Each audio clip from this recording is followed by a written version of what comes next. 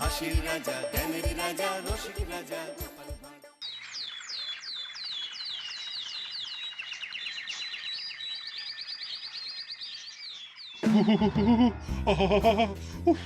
এখনো জ্বলছে।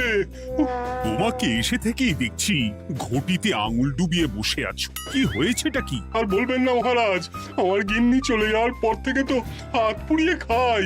আজকে সত্যি সত্যি রান্না করতে গিয়ে হাত পুড়ে গেছে, তাই তো? হ্যাঁ মহারাজ, আপনি একদম ঠিক ধরেছেন। বেশ, বুঝলাম, কিন্তু এখনো গোপাল এলো না। মহারাজ, আপনার জন্য একটা পত্র এসেছে। কই কই দেখি।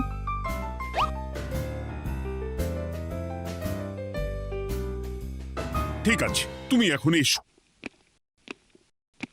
কিসের পত্র মহারাজ? দাঁড়াও, আগে গোপাল আসুক, তারপর বলছি। এই তো চলে এসেছি মহারাজ। দেখুন, আজকেও দেরি।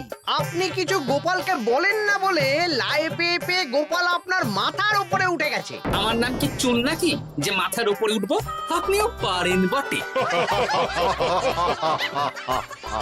আমার নিজেরটাকেই চুল নেই। বাদ দাও, শোনো, আমি একটা নিমন্ত্রণ পত্র পেয়েছি। পাহাড়পুর রাজ্যের জমিদার বল্লভ নারায়ণ আমাকে নিমন্ত্রণ করেছেন। এ তো বেশ সুসংবাদ মহারাজ। পাহাড়পুর অপূর্ব সুন্দর রাজ্য, আপনি ঘুরে আসুন মহারাজ। না না না না না, আমি একা যাব না, তোমাকেও যে যেতে হবে। আজ বিকেলেই বেরোবো, তুমি জামা কাপড় গুছিয়ে রেখো। এ আমার পরম সৌভাগ্য মহারাজ। এ কি মহারাজ, গোপাল কেন যাবে? আমি কি দোষ করেছি? আমাকেও নিয়ে চলুন। না না না, তুমি রাজ্যের মন্ত্রী, আমি বেশ কিছুদিন থাকবো না, তাই রাজ্যটা তোমাকেই সামলাতে হবে। আচ্ছা আচ্ছা, আপনি তো রানীমাকেও নিয়ে যেতে পারতেন। আমি কোথায় কাকে নিয়ে যাব সেটা আমার একান্তই ব্যক্তিগত ব্যাপার। তুমি বেশি বোঝাতে এসো না মন্ত্রী। বেশ।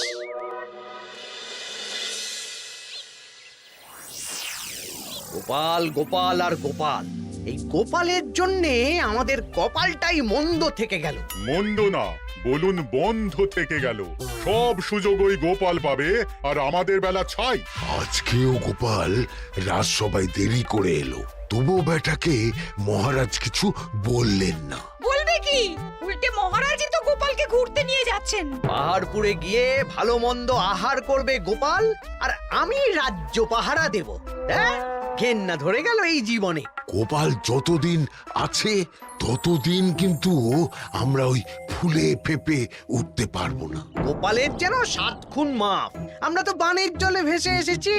আপনি তো গোপালকে তাড়ানোর অনেক চেষ্টা করেছেন, কিন্তু কিছুতেই কিছু হয়নি। হবে কি করে? গোপালের একে ওই ক্ষুরোধার বুদ্ধি, তারপর মহারাজের উপর অগাধ বিশ্বাস, দুটো মিলেমিশে এক হয়ে গেছে। মাঝে মাঝে তো মনে হয় বেটাকে মেরেই ফেলি। আমার দু চক্ষের বিষ।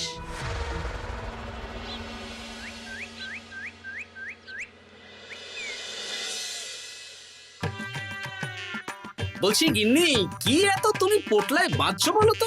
এত দূরের রাস্তা, তাই শুকনো খাবার ভালো করে বেঁধে দিচ্ছি। হ্যাঁ, তা কি কি দিয়েছো শুনি? ভিজে চিড়ে দিয়েছি, মুড়ি, নারকোল কুচো, চিনি দিয়েছি। হ্যাঁ, ব্যাস, আর কিচ্ছু দিতে হবে না। আমার সাথে তো মহারাজও যাচ্ছেন। আমি একটু বেশি করে দিয়েছি গো। দূর, সে কথা বলিনি।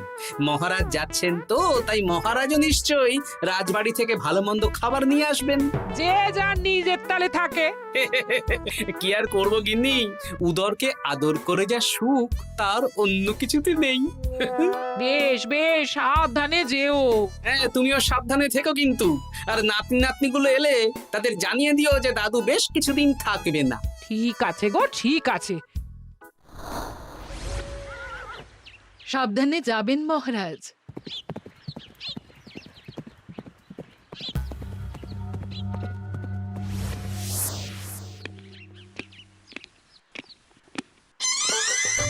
তুমি হুটহাট করে কোথায় চলে যাও বলো তো? আমি বিকেলে তোমার জন্য মুচমুচে বেগুনি ভেজেছি। সে ঠিক আছে, কিন্তু তোমাকে এখন রান্নাঘরে থাকলে হবে না গিন্নি। ও মা, রাতের খাবার কে করবে শুনি? আমি তো এখন একটু একটু রান্না শিখে গেছি। এখন তোমাকে অন্য কাজ করতে হবে। কি কাজ? শোনো, বুঝতে পেরেছো তো? একদম জলের মতো পরিষ্কার বুঝে গেছি। তাহলে আর দেরি না করে যাও।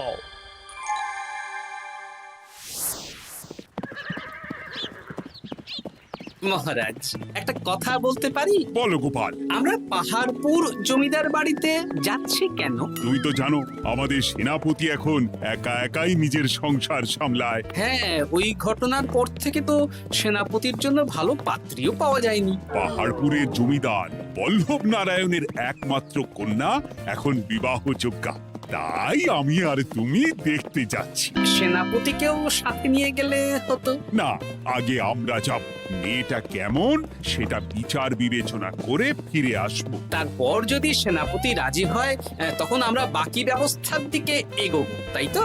একদম তাই।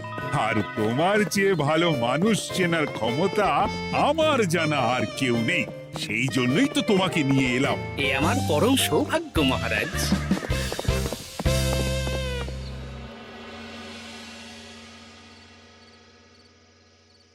প্রণাম রানীমা। আরে মন্ত্রী গিন্নি যে, বলো বলো। এই কিছু বেগুনি ভেজেছি, তাই আপনার জন্য নিয়ে এলাম রানীমা। সরলা, তুমি ওটা রান্নাঘরে নিয়ে যাও। আচ্ছা রানীমা। মা, এই গয়নাটা পরে কি সুন্দর লাগছে আপনাকে। নতুন নিলেন? না না, বছরখানেক আগে বিবাহ বার্ষিকীতে মহারাজ গড়িয়ে দিয়েছিলেন। একটা কথা বলবো রানীমা? বলো না, কি বলবে? আমার মনে হয় আপনাকে আমাদের মহারাজ না আর আগের মতন ভালোবাসেন না। এ কি কথা বলছো তুমি? খোলা চোখে যা মনে হয় তাই বলেছে রানীমা। এই দেখুন না, মহারাজ হঠাৎ পাহাড়পুরে ঘুরতে চলে গেলেন আর আপনাকে নিয়ে গেলেন না। নিশ্চয়ই কোনো কাজ আছে, তাই আমাকে নিয়ে যাননি। ওই তো, এত ছাড় দিয়েছেন বলেই তো পার পেয়ে বসেছে। অপরাধ নেবেন না রানীমা। মহারাজ সব ব্যাপারে শুধু গোপাল আর গোপাল, কিন্তু বাড়িতে যে আপনিও আছেন সেটা মহারাজ খেয়ালই করেন না। আসলে গোপালকে মহারাজ খুবই স্নেহ করেন তো। আপনি আগে না গোপাল আগে? পাহাড়পুর তো এত সুন্দর জায়গা, চারিদিকে পাহাড়, পাহাড় থেকে নেমে আসছে নদী। ভাবুন আপনাকে মহারাজ নিয়ে যেতেন যদি। সত্যি তো, আমাকে তো মহারাজ নিয়ে গেলেন না। নিয়ে যাবেই বা কেন? আপনাকে তো আর মহারাজ আগের মতো ভালোই বাসেন না। সব ধ্যান জ্ঞান এখন শুধু গোপাল। হ্যাঁ, সত্যি তো, আমি তো এটা ভেবেও দেখিনি কখনো। গোপালই আপনার কপাল পুড়িয়েছে। আসছে রানীমা।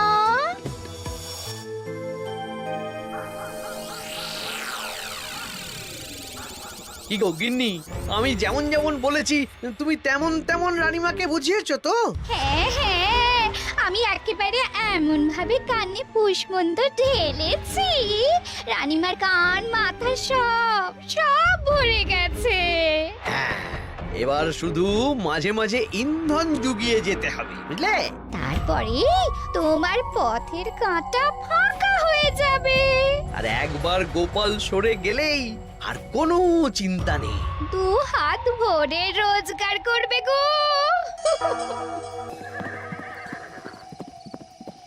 কি কেমন লাগছে যাত্রা? বেশ ভালোই মহারাজ।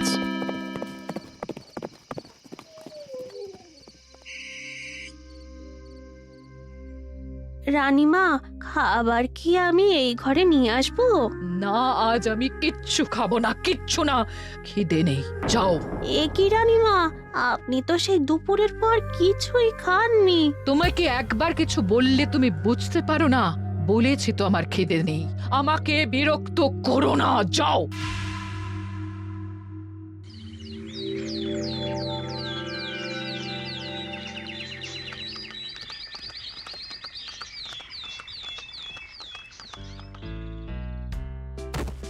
আসুন মহারাজ কৃষ্ণচন্দ্র, আসুন আসুন আসুন।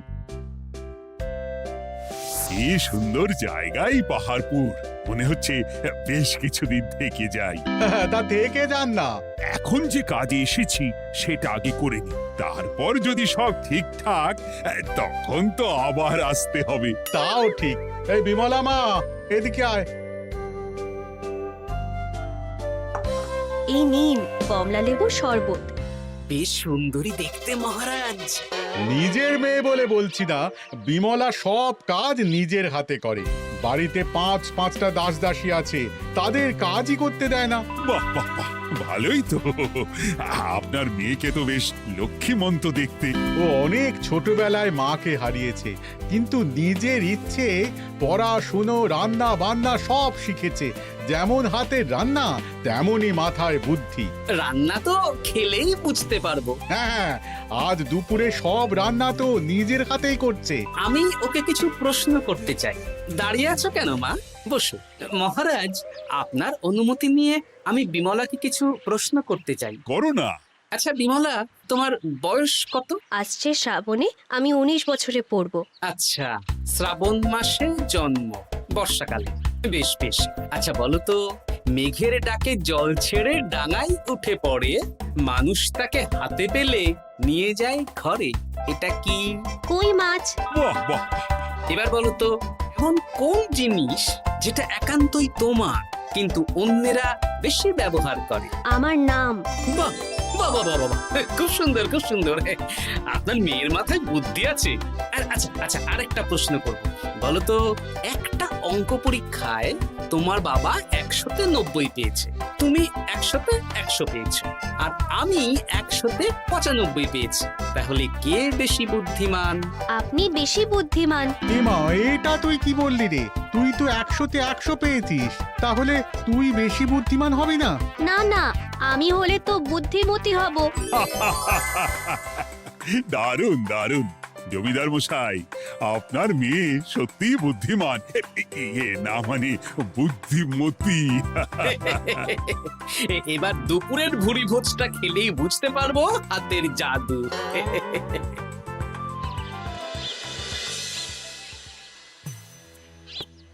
রানীমা, বেলা হয়ে গেছে, এভাবে না খেয়ে থাকবেন না, আপনার শরীর খারাপ করবে। তোমাদের মহারাজ আসুক, তারপরে খাবো। যতদূর জানি মহারাজা আগামীকাল সকালে ফিরবেন। বেশ, আমাকে একটু শরবত করে এনে দাও, আর কিছু খাবো না। আচ্ছা রানীমা। বুঝলি, আজ পুকুর ঘাটে গিয়ে যা শুনলাম না। কি শুনলে? রানীমা গতকাল বিকেল থেকে কিচ্ছু খাচ্ছেন না, মহারাজের ওপর রাগ করে। এখন রানীমার রাগ, এরপর ভাগ গোপাল ভাগ।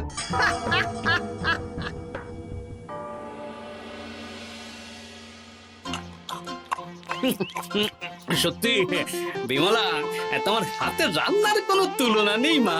আমাদের সেনাপতি তাহলে আর হাত পুড়িয়ে রান্না করবে না বলছো? সে যদি কর্তাগিন্নিতে রাগারাগি হয় তখন। মা আমার লজ্জা পেয়েছে। তা আপনাদের কোনো আপত্তি নেই তো? কি যে বলেন, আপনার রাজ্যের সেনাপতি বলে কথা। বলছি, বিমলাকে তো আমাদের সেনাপতি দেখলো না, তাহলে? বিমলার একটা তৈলচিত্র আছে, আমি আপনাকে বরং সেটা দেব, আপনি ওনাকে গিয়ে দেখাবেন। সেই ভালো হবে, আমাদের খুব পছন্দ হয়েছে। তাহলে সেনাপতি রাজি হলে আমরা বিবাহের তারিখ চিঠিতে জানিয়ে দেব। আচ্ছা মহারাজ।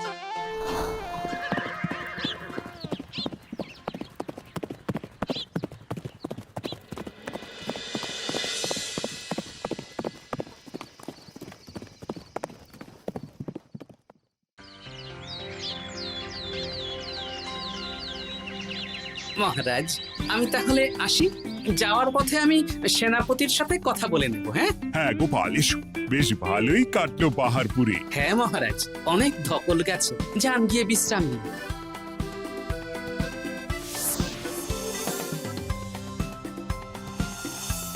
কি সেনাপতি, পছন্দ তো? হ্যাঁ, খুব পছন্দ হয়েছে গোপাল। তোমার চোখ তো দেখছি একেবারে জহুরির চোখ।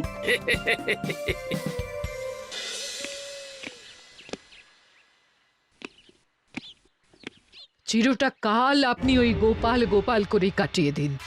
কি হলো? রানীমা গত পরশু থেকে কিচ্ছু খাননি, গতকাল একটু শরবত খেয়েছেন শুধু। কেন, কি হয়েছে? দেখুন মহারাজ, সহ্যের একটা সীমা আছে। আরে, আমার তো কিছুই মাথায় ঢুকছে না। মাথায় শুধু গোপাল থাকলে আমার কথা ঢুকবে কি করে মহারাজ? আপনি আমাকে আর আগের মতো ভালোবাসেন না মহারাজ। এসব কি বলছো রানী? ঠিকই বলছি, আপনি খেয়ালই করেননি যে আমি গলায় আপনার পছন্দের পান্নার হার পরেছি মহারাজ? আরে আমাকে বলার সুযোগ দেবে তো। দেখুন, আপনি পাহাড়পুরে ঘুরতে গেলেন, গোপালকে নিয়ে গেলেন। আমারও মনে হয় কোথাও ঘুরতে যাই মহারাজ। আরে গোপালকে নিয়ে যাওয়ার প্রয়োজন ছিল, তাই নিয়ে গেছি। গোপাল তো আপনার প্রিয়জন, তাই ওকেই আপনার প্রয়োজন। আমি তো কেউ না। দেখো, গোপাল আমার সব বিপদে আপদে পাশে থাকে, তাই ওকে ভরসা করি, সেটা তো তুমি খুব ভালো করে জানো। আজকের পরে হয় গোপাল থাকবে, না হলে আমি থাকবো। না না না, এ হতে পারে না। গোপালকে আমি সরাতে পারবো না, আর কাউকে সরানোর জন্য কোনো কারণ তো চাই। আর কারণ যদি আমি দিয়ে দিই? কি কারণ? আপনি গোপালকে বলবেন আমার সাথে আপনার ঝগড়া হয়েছে। বেশ, তাতে কি? আপনি গোপালকে বলবেন ও যেন আমাকে বলে আপনার কাছে ক্ষমা চাওয়ার জন্য, আর আমি ক্ষমা চাইবো না। ব্যাস, আপনি এই সামান্য কাজটা গোপালকে করতে না পারার জন্য ওকে তাড়িয়ে দেবেন। ওকে মাত্র 7 দিন সময় দেবেন, ব্যাস। ঠিক আছে, আমি এক্ষুনি গোপালকে ডেকে পাঠাচ্ছি।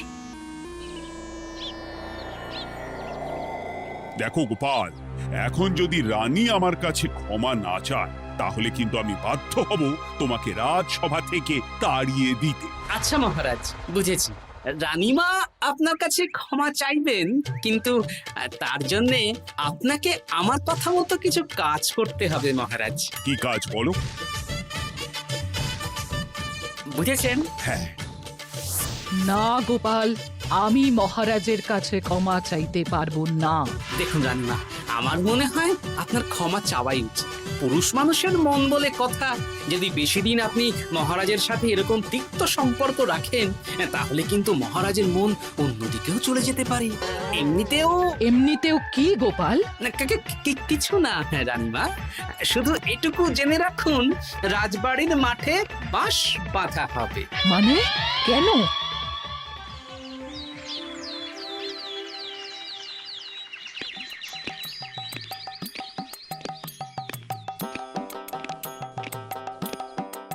আসতে পারি মহারাজ? হ্যাঁ, এসো এসো। বলছি, আমি তাহলে জমিদার বাড়িতে বিবাহের দিনক্ষণ ওই চিঠি লিখে জানিয়ে দিচ্ছি। হ্যাঁ, জানিয়ে দাও গোপাল। আর কি কি কেনাকাটা করতে হবে সেটার একটা তালিকা বানিয়ে ফেলো। আচ্ছা মহারাজ, মেয়ের শাড়ি আপনি নিজে পছন্দ করে কিনবেন তো? হ্যাঁ, ওই শাড়িওয়ালাকে আজকে দুপুরেই আসতে বলো। আচ্ছা মহারাজ। বিয়ের শাড়ি, কেনাকাটা, এসব কি মহারাজ? সেসব বলা যাবে না রানী, সময় হলে জানতেই পারবে। তবে বিমলাকে অপরূপ সুন্দরী দেখতে, এটুকু বলতে পারি। দেখুন তো মহারাজ, ওই টোপরটা ঠিক আছে কিনা? একদম ঠিক আছে, খুব সুন্দর। শাড়িওয়ালা এক্ষুনি আসছে। আসছি মহারাজ। এসো এসো। কার জন্য শাড়ি লাগবে মহারাজ? রানীমার জন্য? না না, বিমলার জন্যে। বিমলাকে? এক অপরূপা তরুণী, বুদ্ধিমতীও আছে, ধীর স্থির, ঝগড়া করে না। বেশ, অনেক হয়েছে মহারাজ। দোহাই আপনার, আপনি দ্বিতীয় বিয়ে করবেন না। আমি ক্ষমা চাইছি। কি বলছো রানী? আমি বুঝতে পেরেছি, আমি আপনাকে গোপালের নামে 2-4 কথা শুনিয়েছি বলে আপনি বিয়ে করতে চলেছেন। আমি আর রাগারাগি করব না, আমাকে ক্ষমা করুন। ব্যাস, রানীমা ক্ষমা চেয়ে নিয়েছেন, মানে আমার চাকরিটা থাকছে। হ্যাঁ গোপাল, হ্যাঁ, দোহাই তোমার, মহারাজকে বিপথে চালিত করো না। আরে ধুর, আমি বিয়ে করছি নাকি? বিয়ে তো হবে সেনাপতির। ওর জন্যই তো পাত্রী দেখতে পাহাড়পুরে গেছিলাম, গোপাল আর আমি। তার মানে মন্ত্রীর বউ আমাকে ভুল বোঝালো? আবার মন্ত্রীর কোনো ষড়যন্ত্র হবে, ওকে না নিয়ে গিয়ে গোপালকে নিয়ে গেলাম বলে। সেনাপতির বিয়ের আগেই আপনি মন্ত্রী মশাইকে ধোলাইটা দিয়ে দিন। ঠিক বলেছ রানী, তুমি বরং শাড়ি পছন্দ করো, আর আমি চললাম মন্ত্রীকে ধোলাই দিতে।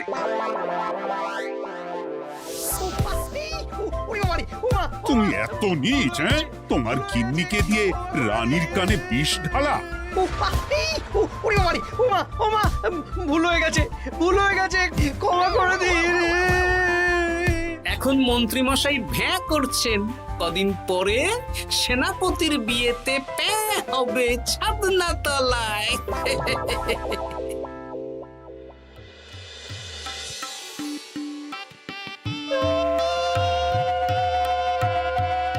এবার মালা বদল হবে। এবার বুঝবে মালার কি জ্বালা। কি বললে? হ্যাঁ